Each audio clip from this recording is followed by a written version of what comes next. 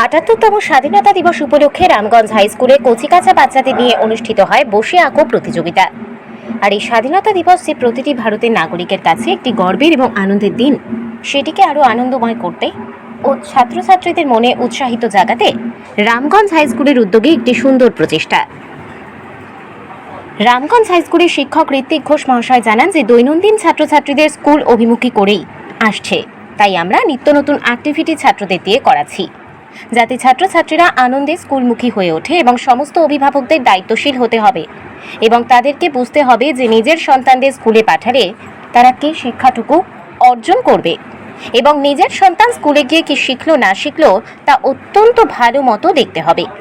চলুন শুনে নেওয়া যাক কি বললেন উত্তর দিনাজপুর জেলার ইসলামপুর ব্লকের রামগঞ্জ হাই স্কুলের শিক্ষক ঋত্বিক ঘোষ মহাশয়।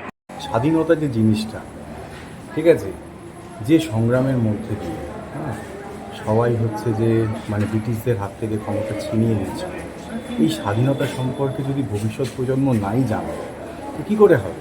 ঠিক আছে, তো স্বাধীনতার দিনে শুধুমাত্র একটা হচ্ছে ফ্ল্যাগ তুললাম আর স্কুলে গেলাম, কিছু চকলেট খেলাম বা বিস্কুট খেলাম, চলে গেলাম, সেইটা না করে শুধু হচ্ছে স্টুডেন্টদের মধ্যে যে ক্রিয়েটিভিটি আছে, তারা কি ভাবছে, সেই শিশু মনে সেই সুন্দর সুন্দর ভাবনাগুলো, পুরো যে সুন্দর এই যে মনের ক্যানভাসে তাদের যে ভাবনা, সেই মনের ক্যানভাসের এই সুন্দর ভাবনাকে তারা যেভাবে আজকে সুন্দর রং তুলির মাধ্যমে ছবিতে ফুটিয়ে তুলছে, এটা কিন্তু দেখতে সত্যিই খুব ভালো লাগছে।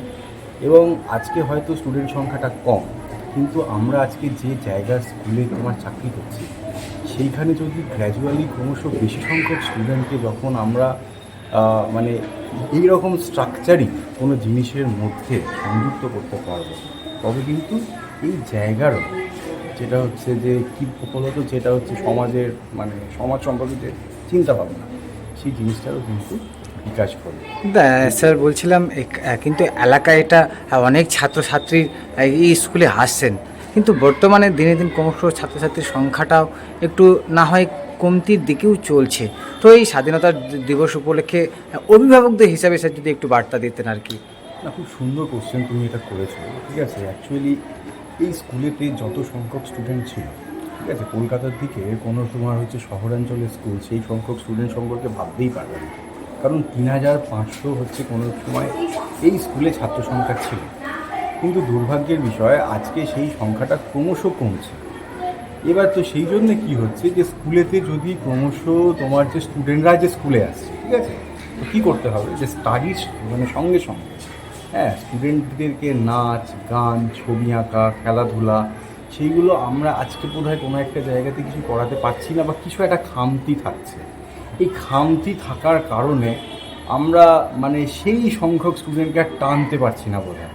তো সেই জন্য বোধহয় এটা সমস্ত স্কুলগুলোরই একটা ভাবনা চিন্তা করার আজকে খুবই দরকার, যে কী করে আমরা সেই গার্জেনগুলোকে সঙ্গে রাখতে পারি, সেই স্টুডেন্টগুলোকে সঙ্গে রাখতে পারি। এখানে কি গার্জেনদেরও খামতি আছে কি মনে হয়? এই জায়গায় দেখো, যেহেতু তারা ফার্স্ট টাইম স্কুলে আসছে, তো ম্যাক্সিমাম গার্জেন যেহেতু শিক্ষার কী গুরুত্ব, স্কুলের কী গুরুত্ব, কেন একটা ছাত্রকে রোজ স্কুলে যেতে হবে, সেই ভাবনা চিন্তাটা যতক্ষণ না গার্জেনদের মধ্যে আসবে, স্কুলকে যতক্ষণ না তারা সেই সম্মানটা দেবে, সেই গুরুত্বটা বুঝবে, ততদিন অবধি সেইটা একটুখানি মুশকিল আছে। কিন্তু আমরা যেহেতু শিক্ষক, সেই জন্য আমরা তো ট্রাই করব যে সবাইকে নিয়ে সবাইয়ের মধ্যে সেই সচেতনতাটা বৃদ্ধি করে সবাইকে হচ্ছে যে এই তোমার হচ্ছে শিল্প সংস্কৃতিতে সমৃদ্ধ করে তোলা। তো সেইটাতে স্কুল আমাদের খুবই সুন্দর সুন্দর কাজ করার চেষ্টা করছে, কিন্তু যত সংখ্যক স্টুডেন্ট হবে না, তবে সেই কাজটা একটু ভালো পায় আর কি। কী নাম স্যার আপনার? আমার নাম ঋত্বিক ঘোষ।